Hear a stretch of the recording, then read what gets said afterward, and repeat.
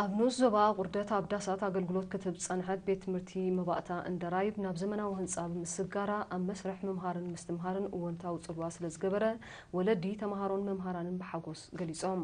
ካብ ወለዲ አቶ ኢድሪስ ሐጅን አቶ ሕመድ ጣህርን እታ ቤት ምርቲ ኣብ ቃልዕ ቦታ አገልግሎት ህብ ኣብ ዝነበረትሉ እዋን ብሰንኪ ዘይምቹእ ኩነታት አድህቦ ተማሃሮን መምሃራንን ይስራቅ ብምጽንሑ መስርሕ መምሃርን ምስትምሃርን ምቹእ ከም ዘይነበረ ብምዝካር ደቆም ኣብ ዘመናዊ ህንጻ ክመሃሩ ምብቅዖም መርኣያ ናይቲ መንጎ ከተማን ገጠርን ዝጸንሐ ሕጋግ ንምጽባብ ዝካየድ ዘሎ ጻዕሪ ከም ዝኾነ ሓቢሮም ካብ ወለዲ አቶ ሕዱብ ጣህር ወይዘሮ አምና አደምን ወይዘሮ ፋጥማ አደምን በወገኖም መባእታ ቤት ትምህርቲ እንደራይብ ናብ ዘመናዊ ህንጻ ምስግጋራ ዓብ ምዕባለ ከም ዝኾነ ብምጥቃስ ዛጊት ሙሉእ ብሙሉእ ዘይተጻፈፈ ማዕጾን መሳኹትን ቅድሚ ክራማት ክዛዘም ኣዘኻኺሮም ርእሰ መምህር ናይታ ቤት ትምህርቲ መምህር ዓብዱ ሳልሕ ድማ እታ ናይ መባእታ ቤት ትምህርቲ ናብ ዘመናዊ ህንጻ ምስጋራ